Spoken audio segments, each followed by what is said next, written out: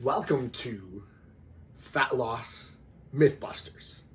And I'm going to go over 5 so-called myths, or to clarify some myths that exist out there.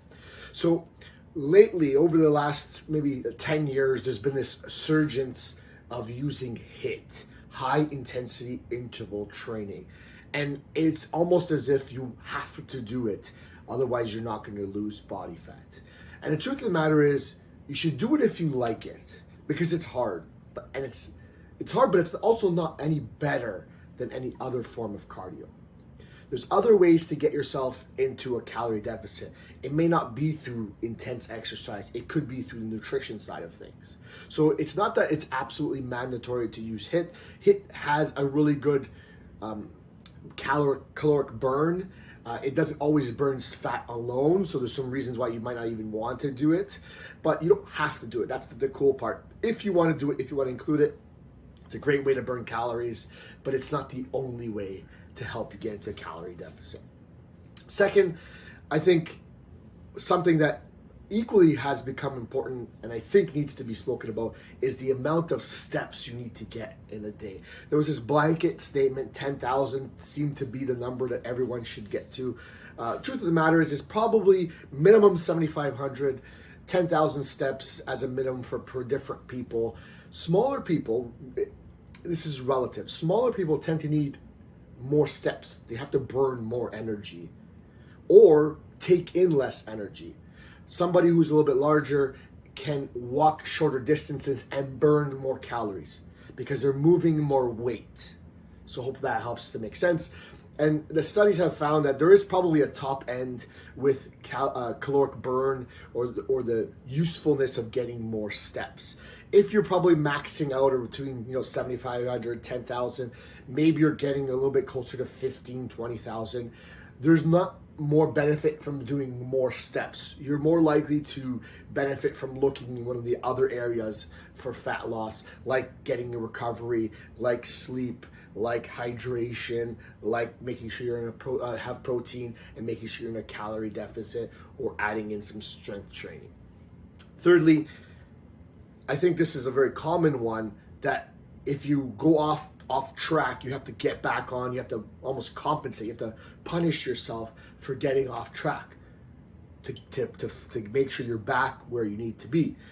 And you're probably better off practicing the skill of getting on track again as opposed to trying to compensate. Don't starve yourself the day after you've had a party where you ate way more than you wanted to, because what's likely to happen is you'll probably get through most of that day. That evening comes up and you're in that fridge finishing the leftovers from that party that you had, and you end up having 2 or 3 times what you would have had if you just tried to focus on getting back on track that day. So don't try to compensate. Instead, get back on track. Do the things that seem to work well. Hit the big rocks, if you want to call it that.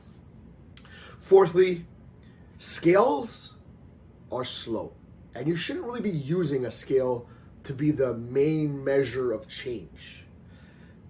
If you are going to use a scale, remember that it is slow and you need at least 3 weeks of data to make any sort of inference. Because 2 points, let's say it goes from down to up in weight or from up to down in weight, doesn't really say anything, because it could be up, down, up even more than you were before. Same thing goes for you were here, you gained a little weight, and then you lost a little bit. And the third one actually tells you what's going on. The second one would assume or suggest that you're actually going up in weight and might actually get you frustrated. These fluctuations are likely to do with water. So how much water you're retaining, because for the reasons of having more salt, for the reasons of having more carbohydrates, for the reason of eating a little bit more than you normally do. Maybe you're a little bit more cardio or less cardio. This influences your water, your hydration, your water retention, and that influences your scale weight. We're looking at trends. That's the only way to use the scale, not absolute measures, not this is the number I'm at. It's the trend. And you need at least 3 weeks of data to even decide what direction the trend is going. And lastly, carbs have always, over the last 15, 20 years, had a really bad rap, and there was some pushback from the low fat phase, and carbs became the devil again. And I'm here to remind you that they're not. Coincidentally, if you want to do something like power, if you want to do plyometrics, if you want to lift heavy, you need carbohydrates. Anything that's done quick, like if you were to go from your spot right now and run across the road, that's purely powered by carbohydrate byproducts. You cannot use fat to do something like that. So for you not to have carbohydrates available in any way is not helpful for your performance. And that's why people who are on low carb for a very long time, or keto for a very long time, are not very good at power activities. They may be able to continue running for long periods of time because that's predominantly a fat burning, fat fueled activity. That's probably a better word. But that being said, you need the carbs to do the power. If you were to sprint within that run, it's hard to use fat as that fuel source. That initial start of that run is very slow. It takes a long time to feel like you're in it because the body needs time to get into burning fat. And if you don't already have the immediate fuel source, you're gonna lag at the beginning of anything, right? Don't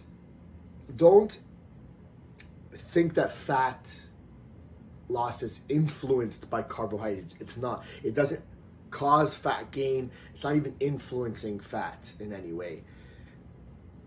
Likely, when you're seeing extra weight on the scale because you're having carbohydrates, it's a hydrating effect. Carbohydrate, see what that is? Increasing carbohydrate is not fat gain. Water retention is not fat gain. So do not mark the carbs as the devil, as you want to call it. They're part of a balanced approach to what you need to do. Carbs help with performance. Don't cut them out. And those were 5 fat loss myths that we wanted to clarify.